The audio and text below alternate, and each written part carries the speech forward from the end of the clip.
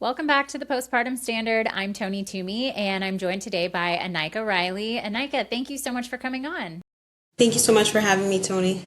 Of course. So let's get started with your motherhood journey. Tell us a little bit about what that was like. So, I had my first child at 20 years old, very young. And I felt like I almost had to prove myself because being young and having a child, it's almost like everyone thinks that you may have a downfall. So I made it my mission and point to learn everything that I need to. She was also premature, which made it so much harder for me underway, and she was in the hospital but I was committed to learning everything I wanted to about babies, and I've always babysat and took care of children anyways when I was younger, and so I've always known I wanted to be a mother, but having a child so young definitely made me, I feel, stronger. And now I am at my third, which she's going to be two this coming March. So along the way, each child is different. You learn new things as you go. It's never the same. The postpartum journey is never the same, as well as like what goes on as babies. She slept through the night. My newest one didn't sleep for the night for a while. We had to train sleep. And my middle child, which is my boy, he was very easy as a baby, not like my newest babies. Different journeys Right. for each child, but I enjoy being a mother. I enjoy being here for my children. And I feel like I've gotten different snippets of motherhood through each child. Yeah, that's so beautiful. And that is so cool that you had your first at 20. I had my first at 36, and I feel like it was way harder to come back from it and Yeah. survive. I think there's like pros and cons to each one. I'd love to talk a little bit. You said like premature and NICU stay. Like I know that is something that is usually unexpected for moms. Like you Yeah. don't unless you have something like a congenital heart defect or something that like you know ahead of time. A lot of times you don't know. So I feel like this is something that a lot of moms are not prepared for and they have no idea what to Yeah. expect. Can you share a little bit about things that maybe you would have wanted to know going into that? Felt like being so young that I was actually like at a good stage, but towards the end of the pregnancy, my blood pressure was like skyrocketing, and it became kind of more emergent for me. I went to a doctor's appointment, and it was so high that they decided that they were going to induce me early, and so she came out to be 4 pounds. I felt like I had more time to prepare myself, and she was born so early. It's like I felt like I was just thrown in there, and I didn't have that preparation, no nesting stage. I purchased the car seat while being Oh my in gosh. labor. Someone had to go get it for me, so it's different having to be induced or not kind of have that plan that you set, like, I have a birthing plan, I want this to happen. And so the nurses were great. It wasn't a poor experience as far as like, what went on. I just didn't expect that to come of my health, but going on later on, I found out that I had more than I knew about. I actually have pseudotumor cerebri, which is a neurological condition. It kind of acts as if it's a tumor. It's a fake tumor, but it's fluid, excessive fluid in the brain that pushes against the nerves and things like that. So it makes my blood pressure really high, gives me extreme headaches. So these are things that I wasn't diagnosed with until afterwards. And so my next two pregnancies, knowing that diagnosis, became like emergent, and they took more attention to things, and I was more prepared for that. Yeah, it's wild how many women like go through whole lives thinking like, oh, these symptoms that I have, like these random headaches and stuff is like totally Yeah, normal. And you find out during pregnancy, you get diagnosed with something, and you're like, oh, wow. So those things that I was yeah, experiencing my whole life, like there's yeah. actually a reason behind it. And then you're able to kind of get the care that you need. What was your, like going into your second birth, what was that like just like mentally preparing for that and physically? I feel like I was prepared. As far as like I knew what I was gonna do. I know, when they cry, you know what to do now.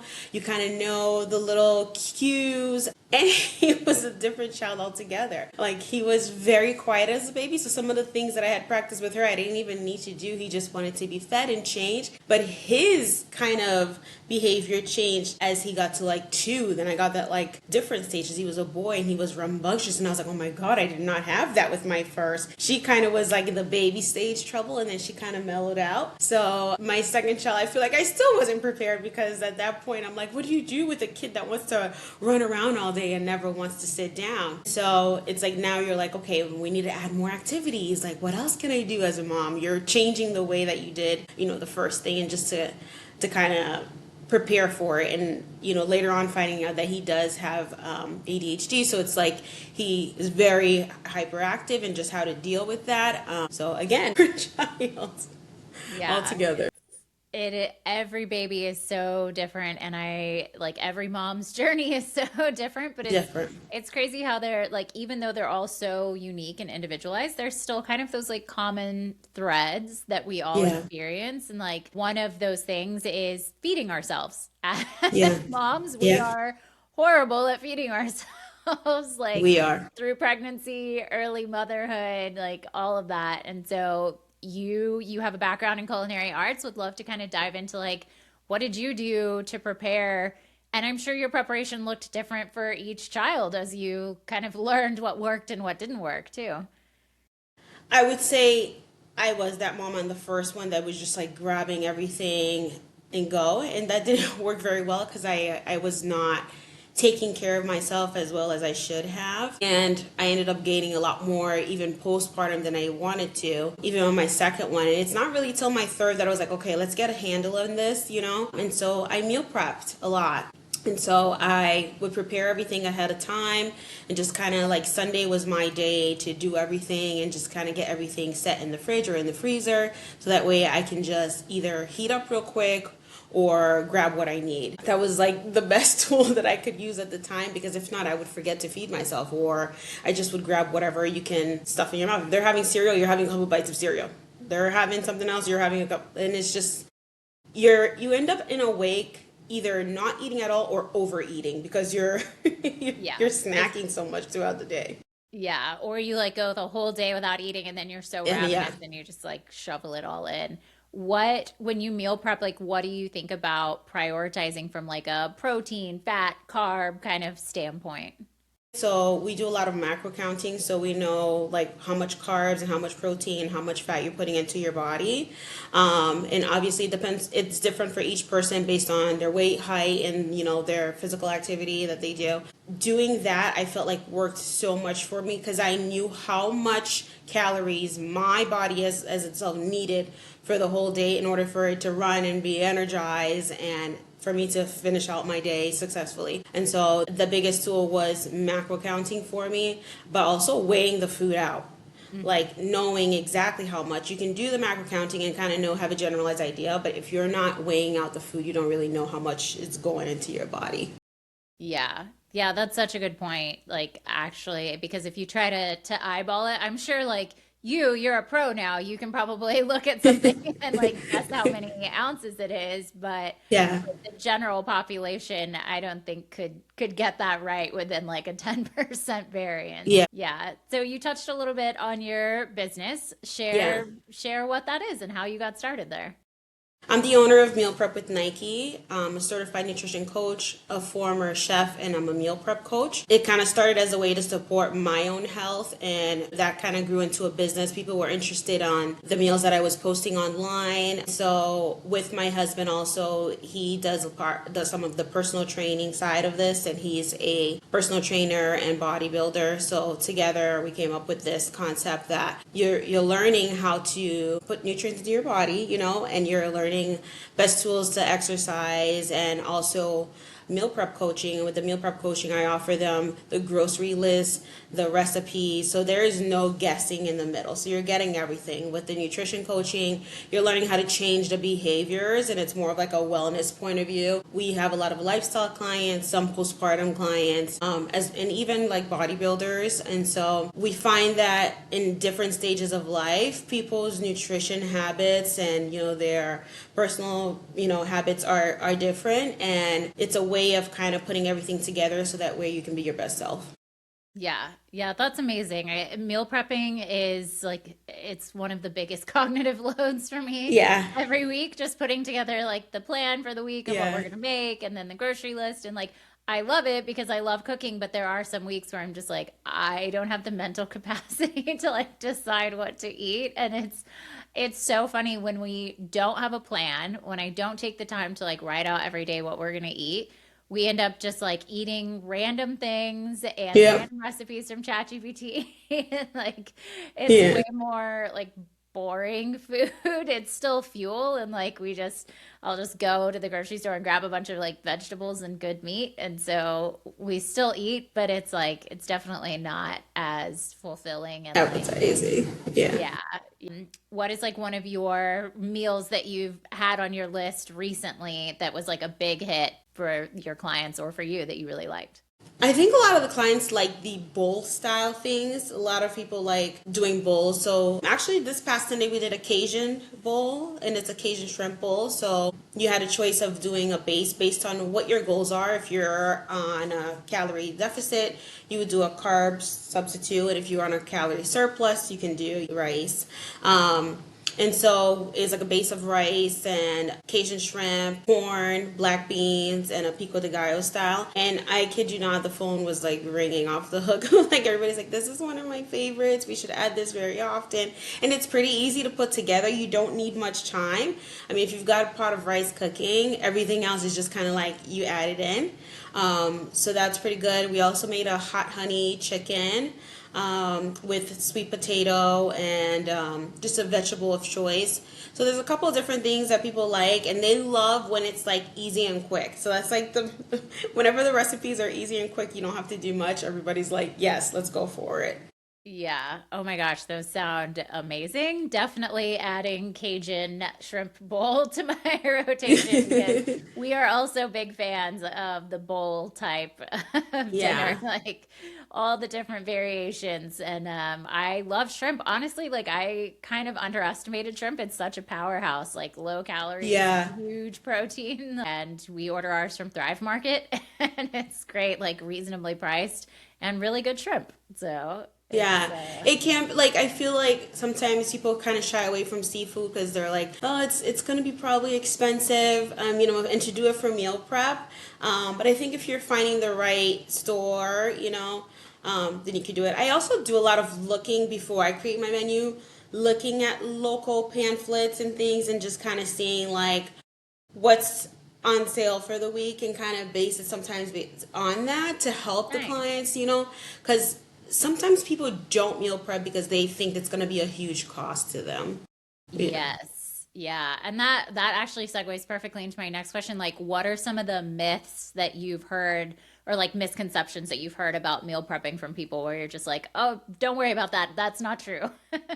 One is the price, and two, I would say, is that it has to be bland, and that's not the case. And that's what I really strive in my business to try to put flavor into meal prepping.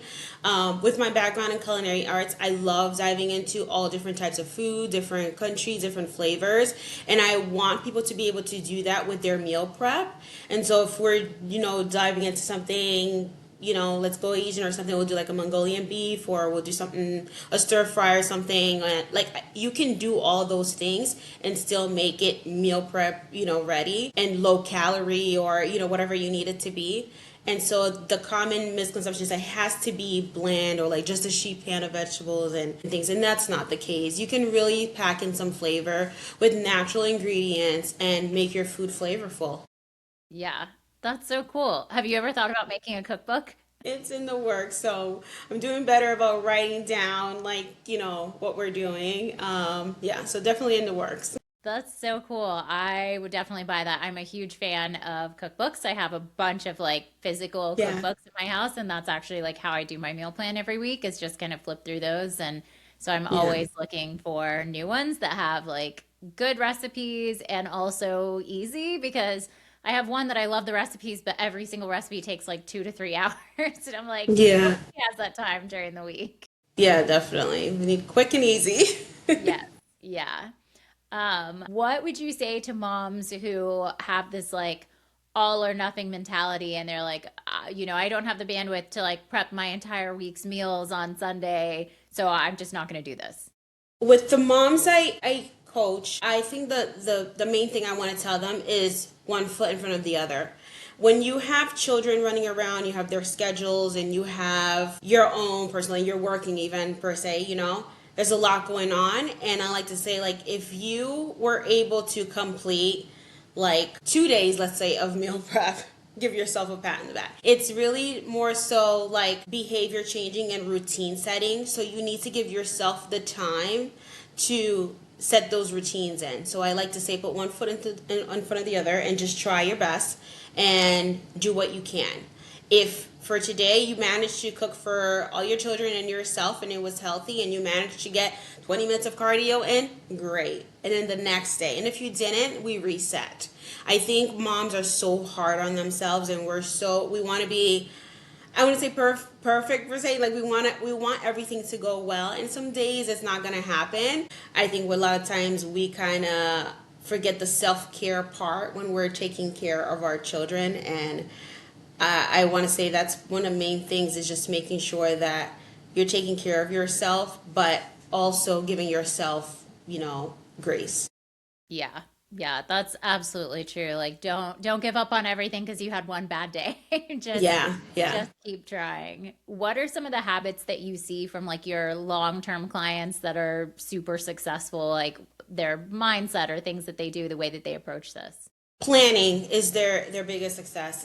It's really more so like we get on the phone and we create a schedule for the week. Like, what are we going to do? What's your schedule looking like? Where do you think you can fit in the exercise this week? Where do you think you can fit in cardio? Where can we fit in, just making time for yourself? And we usually use Sunday as our meal prep day. So can you join the meal prep call that we're doing it together? So that's one of the things too. On Sundays we meal prep together. So we get on the phone and we're all in the kitchen and everybody's asking their questions. So it's kind of like that day where we reset. And if you can't get on that call, when can I connect with you? So that way we made a plan and I can walk through your recipe and make it quick and easy for you. Yeah. That is so cool. So you're cooking in your kitchen and do you do Yeah. like a Zoom call where they can kind of like see what you're Yeah, it's doing like a too? virtual FaceTime. So everyone that's kind of part of the group, we're all on the call. And so ahead of time of the week, so like today per se, I would be sending out what the menu item would be. It's usually two different recipes because we want to try and do a lunch and a dinner. And they sub in whatever's in the middle with snacks and their own breakfast choices based on, what we've talked about as far as what plan they would have. And so on Sunday, we're on the phone. We kind of start at about 1:45 or so and we're prepping. So like we're cutting our vegetables, we're seasoning our meats, and we're getting out of the oven. Some things are being air fried. So while we're on this call, like everybody's chiming in, wait, what do I do? Or like, everyone's doing their own thing in their own kitchen, and we're following the recipe that I provided for the week. So I do today. I would normally send out what the menu is. I'd send out the grocery list and the recipe in case you can't make the call and you want to kind of do your own thing, and then we go from there. And then whoever needs a substitute, like let's say like, oh, there's mushroom in this, I don't like mushrooms, or I don't eat any seafood, what can I substitute it with that's going to still be macro equivalent? And so we kind of work like that with all the clients and figure out the menu and schedule for the week. That is so cool. I have done during like COVID times with my company, Yeah. we did a virtual cooking class Yeah. around Thanksgiving where we had a chef and he like sent out a few recipes before we all got the stuff and then we all just like got on and we made it like a happy hour where we just Yeah. like had some wine and like all cooked in our kitchens.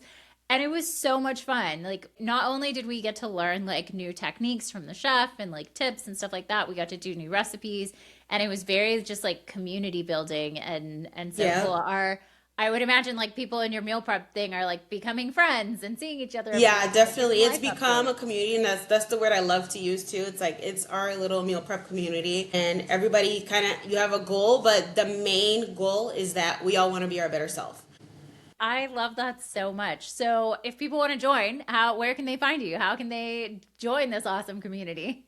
Yeah, so they can follow me on Instagram. It's at Meal Prep with Nikee. And if they want to join or get some more information and have a free consultation, I am at mealprepwithnikee.com. And Nikee is Nikee.com. Perfect. And I'll definitely put that stuff in the description too. So there'll be a link down there. I absolutely love that. So any parting words or advice or anything for moms that are in it? You've been through it 3 times. I Yeah. bet you have a lot of good advice. My biggest thing I would say is don't forget yourself as a mom. I think children kind of become our own identity, and I feel like I did that with 1 and 2. I didn't even have my own hobby anymore, you know? And so I think this time with 3, I said I was gonna put myself out there. I was going to, have my own hobby aside from my children, and not make that my identity. It's sometimes easier said than done, but you matter, your children matter just as much, and try your best to self-care and just take care of yourself. While you're taking care of your children, you don't have to be left behind in order for you to be a great mom. Yeah, that's so beautiful. What I was going to say, you talked about planning and like all that. What did you do differently with the third to kind of set yourself up for success so that you had that time to like have your own hobby? My husband and I had to really sit down and say, like, hey, over the years, you still kind of find a way to make it to the gym, and I'm, kind of here. He's a bodybuilder and he loves going, and so we really had to be like, let's lay out both of our schedules. Where can we find time that I can still go and that you can still go? Where can we find the time to figure this out? And so it's, if you have the partner, working with your partner. If you don't have the partner, can we squeeze something in during a nap time? And if you cannot, is there a way that we can incorporate the kids in it? Like, even sometimes I've had, my child next to me and I'm trying to get my workout in. I think sometimes we don't want them around, you know what I mean? Because we're trying to do what we want to do, but it's really more so like planning and trying to figure out, or even someone in your support system. If someone can come over for even just, hey, like 30 minutes, I just want to kind of get myself, and give myself in 30 minutes to an hour to care for myself. Would be very, very sad to know that someone in your support system would say no to you to try and do a little bit of self-care. Yeah. But just trying your best to do what you can, and planning is really just the best option. Yeah, I love that. That's so true. Like, this is what we're going to do. This is how we're going to approach this. I think that is something that you learn throughout having kids. And a lot of times, like going into the first one, maybe you talk about it and you try to have those schedules, but you really like, before you become a mom, you just have no idea what it's going to be Yeah. like. And then you're in it and you're like, oh, that's so funny. We had all these plans to like be on a schedule and all of this. And like, baby is not on a schedule. So, It's really like, well, I'm so picky about my calendaring. It's like my household, we say if it's not on the calendar, then it didn't exist. And yes. so it's like we are joint in calendar syncing, like down to like kids' birthday parties, whoever's, we're due to be at this place as a family at this time. We're due to be separated at this time if you're doing this and I'm doing that.